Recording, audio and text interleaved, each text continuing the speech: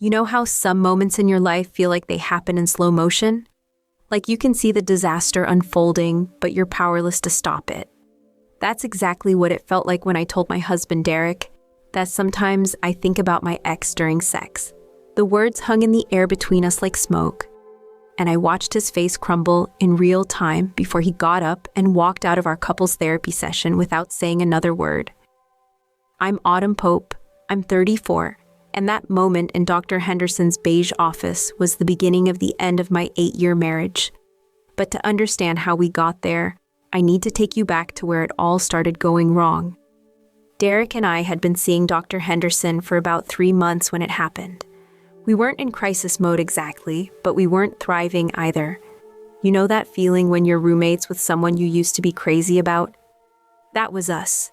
We'd gotten comfortable, maybe too comfortable, and somewhere along the way we'd stopped really seeing each other. The therapy was Derek's idea, which should have been my first clue that he was more invested in fixing us than I was. He'd noticed I'd been distant, distracted. I'd catch myself scrolling through my phone during dinner or finding excuses to stay late at the marketing agency where I worked. When he suggested counseling, I agreed because it seemed like the right thing to do, not because I was particularly motivated to change anything. Our sessions had been pretty surface level until that Thursday in November. Dr. Henderson, a soft-spoken woman in her 50s, who had a way of asking questions that made you squirm, decided to dig deeper into our intimacy issues. Autumn, she said, adjusting her glasses. You mentioned feeling disconnected during physical intimacy. Can you elaborate on what's going through your mind during those moments? I glanced at Derek, who was sitting on the opposite end of the couch, his hands folded in his lap like a schoolboy waiting for test results. We'd been together since I was 26, married for 5 years, and he still had this boyish quality that used to charm me but had started feeling more like naivety. I don't know, I said, which was only partially true. I guess I just zone out sometimes. What do you zone out to? Dr. Henderson pressed gently. And that's when I made the mistake that would change everything. Maybe it was her calm, non-judgmental tone. Or maybe I was just tired of keeping secrets. But I found myself saying, sometimes I think about my ex, Caleb. The silence that followed was deafening. I could practically hear Derek's heart breaking from 3 feet away. Dr. Henderson nodded as if I'd just told her I preferred tea over coffee, but when I looked at Derek, his face had gone completely white. It's not what you think, I started to say, but Derek was already standing up, grabbing his jacket from the back of his chair. I need some air, he said quietly. And before I could explain that it wasn't about wanting Caleb back, that it was just sometimes when things felt routine with Derek, I needed something to help things along, he was gone. Dr. Henderson and I sat in uncomfortable silence for a moment before she asked, "How are you feeling right now?" Like I just ruined my marriage, I admitted. Derek didn't come home that night. I called him 6 times and sent a dozen texts, but he didn't respond until the next morning with a simple message. Staying at my brother's, need time to think. I spent that night replaying the moment over and over, trying to figure out how I could have handled it differently. The truth was, I did think about Caleb sometimes during sex with Derek. Not because I wanted Caleb back. God knows that relationship had been a disaster. But because those memories still carried a charge that my marriage had somehow lost. Caleb and I had dated for almost 3 years, in my late 20s. He was a bartender with aspirations of becoming a chef. The kind of guy who could make you feel like the only person in the room when he focused his attention on you. He was also unreliable, emotionally unavailable, and had a tendency to disappear for days at a time without explanation. Our relationship had been intense but toxic, full of passionate reunions and devastating breakups. Derek, on the other hand, was steady, reliable. He worked as a project manager for a construction company, never forgot anniversaries, and always put the toilet seat down. When we met at a friend's housewarming party, I was still reeling from my final breakup with Caleb. Derek was everything Caleb wasn't, consistent, emotionally available, ready for commitment. I thought that was what I wanted, security, stability, someone who wouldn't leave me wondering where I stood. And for the first few years, it was enough. Derek adored me in a way Caleb never had. He was proud to introduce me to his family, talked about our future with certainty, and made me feel safe. But somewhere along the way, safe had started feeling like settling. The next evening, Derek finally called. His voice was flat, drained of the warmth I was used to. "I keep replaying what you said," he started without preamble. "And I can't figure out if you were trying to hurt me or if you were just being honest." "Derek, please come home so we can talk about this properly," I said. "You didn't let me finish explaining." "What's to explain, Autumn?" "You think about another man when we're together, when we're supposed to be closest. How am I supposed to come back from that?" I could hear the pain in his voice, and it made my chest ache. "It's not like that. It's not about wanting him back. Caleb was terrible for me, you know that. It's just, sometimes when things feel routine between us, I need something to what? To get through it? To get through being with me?" The hurt in his voice was unbearable. "No, that's not what I meant." "Then what did you mean?" I struggled to find the right words. How do you explain to someone that sometimes you need to mentally transport yourself somewhere else during your most intimate moments together? How do you tell the person who loves you most that their love sometimes feels suffocating rather than freeing? "I don't know," I said finally, which was the most honest answer I could give. Derek came home 3 days later, but something fundamental had shifted between us. He was polite but distant, like a house guest who was being careful not to overstep. We moved around each other in our small apartment with the kind of formal courtesy you'd show a stranger. Our next therapy session was tense. Derek sat even further away from me on the couch, and when Dr. Henderson asked how we were processing our last conversation, he was the first to speak. "I've been thinking about what Autumn said," he began, his voice carefully controlled. "And I realize I need to understand something. Is this a recent development, or has this been going on our entire relationship?" I felt my face flush. "It's not like I planned it or anything. Sometimes my mind just wanders." "That's not what I asked," Derek said, looking directly at me for the first time since that awful session. "How long? I don't know. A couple of years, maybe?" Derek absorbed this information with a nod that looked more like a flinch. "So for years, while I thought we were making love, you were thinking about someone else." "It wasn't every time," I said defensively. "And it wasn't because I wanted to be with him instead of you." "Then why?" Dr. Henderson interjected gently. I took a shaky breath. "Because with Caleb, everything was intense, unpredictable. Even when things were bad between us, the physical connection was electric. With Derek, it's comfortable and sweet. But sometimes I miss that feeling of being completely consumed by someone." The silence that followed was crushing. Derek's face had gone through several emotions, hurt, anger, resignation, before settling on something that looked like understanding, which somehow made it worse. "So I'm boring," he said quietly. "No, you're not boring. You're safe," he finished for me, "reliable. The guy you settled for when you couldn't have the one you really wanted." "That's not true," I protested. But even as I said it, I wondered if it was. That night, Derek asked me about Caleb directly for the first time since we'd been together. We were sitting at our kitchen table, picking at the Thai food he'd brought home for dinner, when he said, "Tell me about him." "Derek, I don't think that's a good idea." "I need to understand what I'm competing with," he said, what made him so electric. So I told him. About Caleb's unpredictability, the way he could make me feel like I was the center of the universe one day and completely invisible the next. About the fights that would end with us throwing things at each other, then having sex against the kitchen counter. About how I never knew if he was going to show up when he said he would, or disappear for a weekend without explanation. "He sounds awful," Derek said when I finished. "He was," I agreed. "But he was also exciting," Derek finished. "I'm sorry," I said, and I meant it. "I know this isn't fair to you." Derek was quiet for a long time, pushing pad thai around his plate. Finally, he looked up at me. "Do you think we can fix this?" "I want to try," I said, though I wasn't sure I believed it. Over the next few weeks, Derek threw himself into trying to be more exciting. He suggested spontaneous date nights, initiated sex at unexpected times, even bought some books about spicing up long-term relationships. It was sweet and heartbreaking at the same time, watching this fundamentally gentle man try to transform himself into someone he wasn't. The problem was, it felt forced. When Derek tried to be spontaneous, it came across as calculated. When he attempted to be more assertive in bed, it seemed like he was performing a role rather than expressing genuine desire. And I found myself comparing everything he did to my memories of Caleb, which wasn't fair to either of us. During this period, I made a mistake that would prove to be far more damaging than my original confession.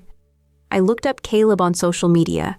I told myself I was just curious, that I wanted to see what he was up to these days. But when I found his Instagram profile and saw photos of him at various restaurants around the city where we still both lived, something stirred in me that I thought was long buried. He looked good. Older, more mature, but still with that slightly dangerous edge that had always attracted me. His bio said he was now a sous chef at a trendy downtown restaurant. It appeared he'd finally gotten his act together professionally, which made me wonder if he'd changed in other ways too. Before I could stop myself, I was scrolling through months of his posts, looking for clues about his personal life. There were photos with various women, but nothing that suggested a serious relationship. Part of me was relieved, though I tried not to examine why. It started innocently enough. I sent Caleb a simple message on Instagram. Saw you finally made it in the kitchen. Congratulations on the new job. He responded within hours. Autumn Pope. Now there's a name from the past. Thanks. How's life treating you? Can't complain, I wrote back. Married life keeping me busy. Married, huh? Should have figured.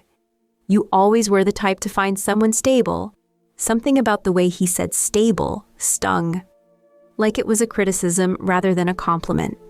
Before I knew it, we were exchanging messages daily. Nothing inappropriate at first. Just catching up, reminiscing about mutual friends, sharing updates about our careers. But gradually, our conversations became more personal. Caleb started referencing specific memories we shared, inside jokes from our relationship. He asked about my marriage in a way that suggested he could sense it wasn't perfect. Still happy, he asked one day, and I found myself typing back, happiness is complicated, before I could think better of it. Tell me about it, he replied, followed by, we should get coffee sometime. I'd love to see you.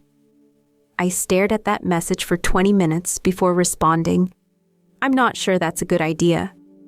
Just coffee, he wrote back. Two old friends catching up. What's the harm? I told myself it was innocent when I agreed to meet Caleb for coffee while Derek was at work. I even convinced myself that it might help me understand why I was still so fixated on my past with him. That seeing him in person would remind me of all the reasons we hadn't worked out. I chose a coffee shop across town, somewhere I was unlikely to run into anyone I knew. When Caleb walked in, my heart started racing in a way it hadn't in years.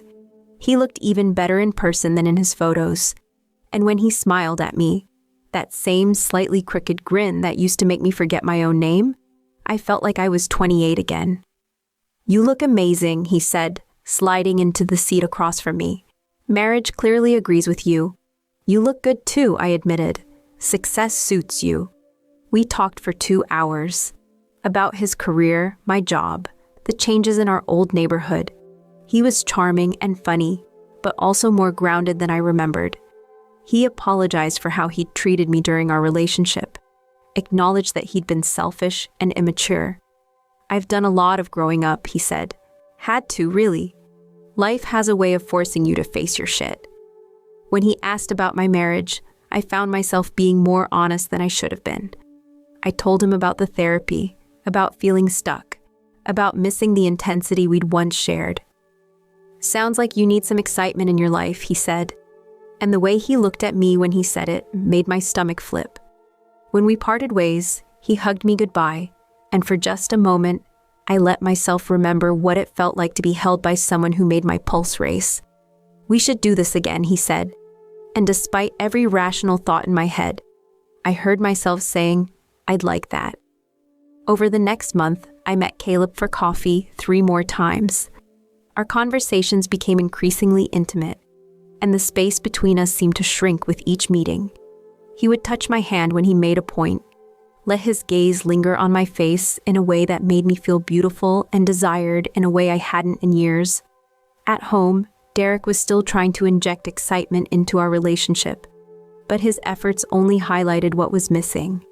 When he surprised me with dinner reservations at an expensive restaurant, I couldn't help comparing it to the hole-in-the-wall places Caleb used to take me to, where we'd stay up until 3 in the morning talking about everything and nothing.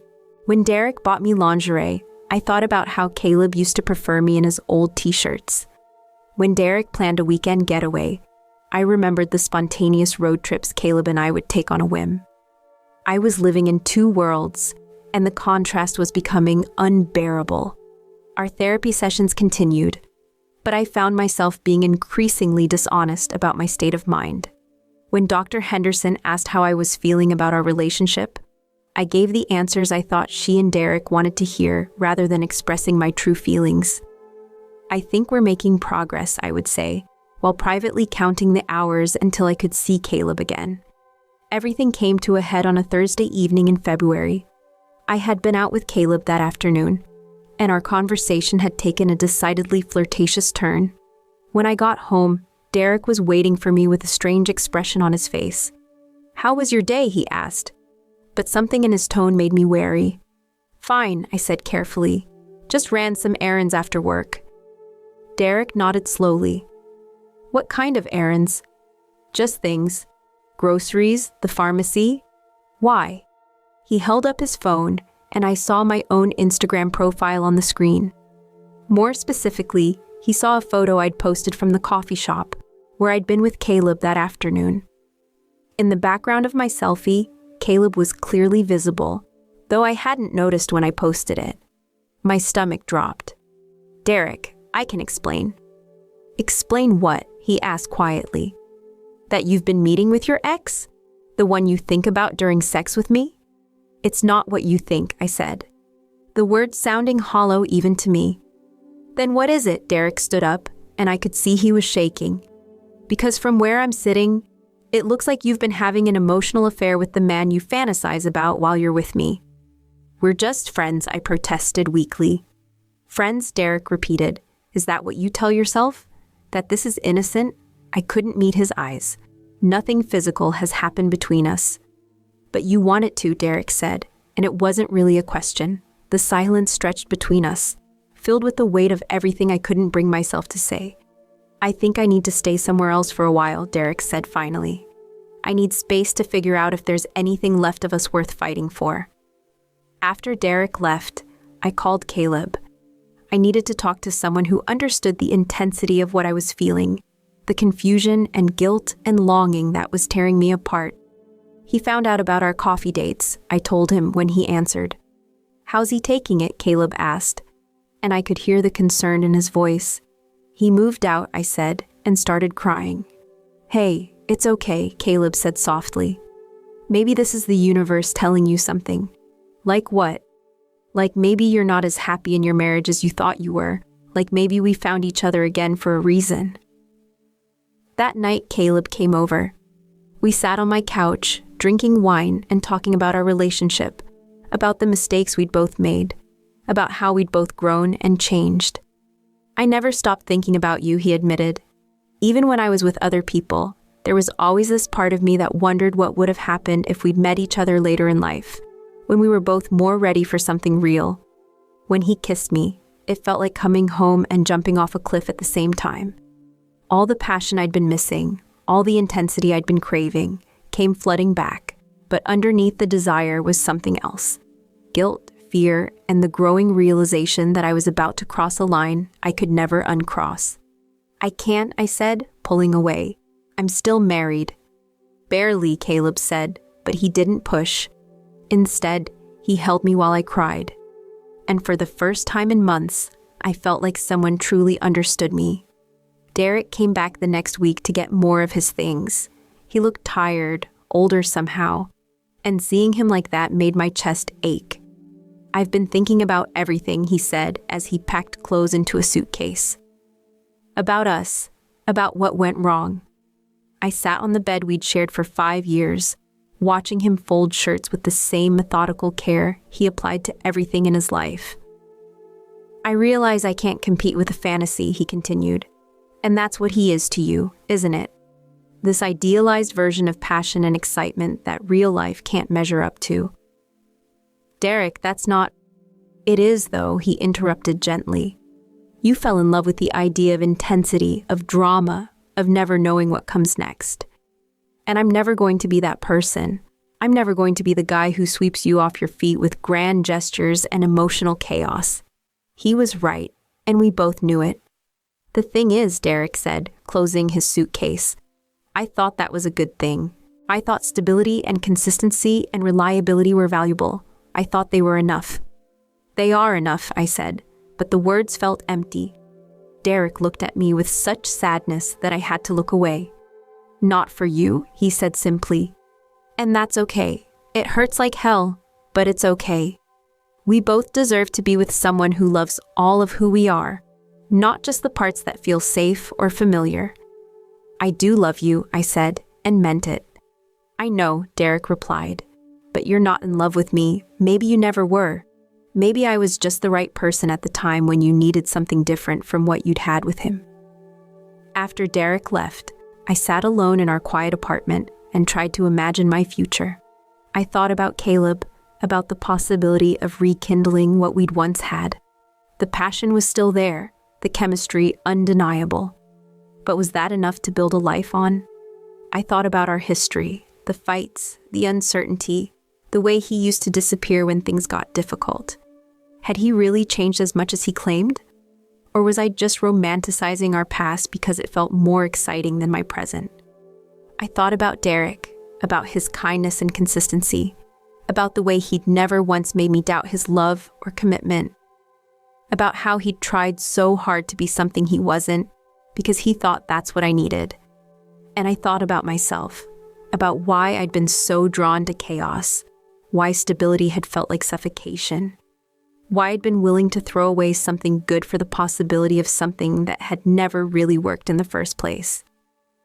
That night, I called Dr. Henderson and scheduled an individual session. I think I've been confusing excitement with love, I told Dr. Henderson during our session. And stability with settling. She nodded encouragingly. Can you elaborate on that? With Caleb, everything was dramatic and intense. And I told myself that meant we had this deep connection.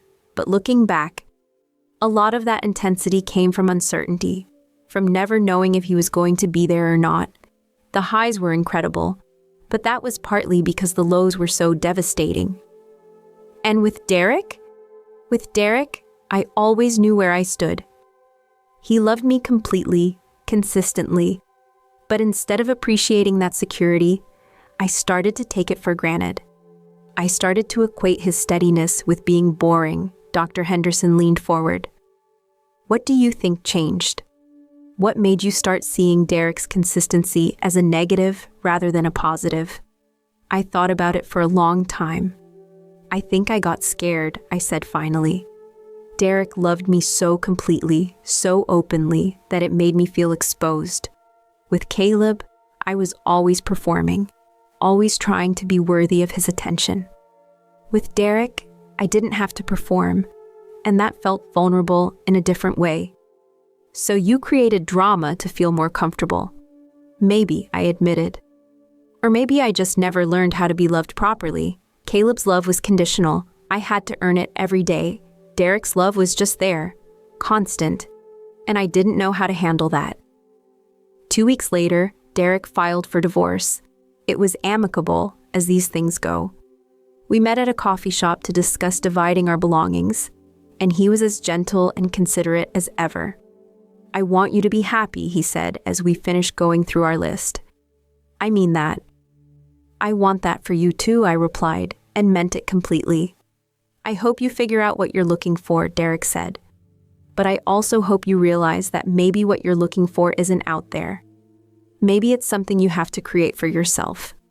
After he left, I sat in that coffee shop for another hour, thinking about his words. He was right, of course.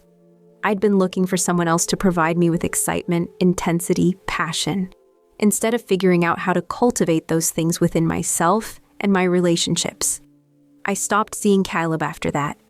When he called to ask why I was pulling away, I tried to explain what I'd realized about myself, about my patterns, about what I actually needed. "So you're choosing the boring guy after all," he said. And I could hear the hurt and confusion in his voice. "I'm not choosing anyone right now," I said. "I'm choosing myself." Caleb and I exchange occasional pleasantries when we run into each other around town. But the spark that had drawn us back together has faded.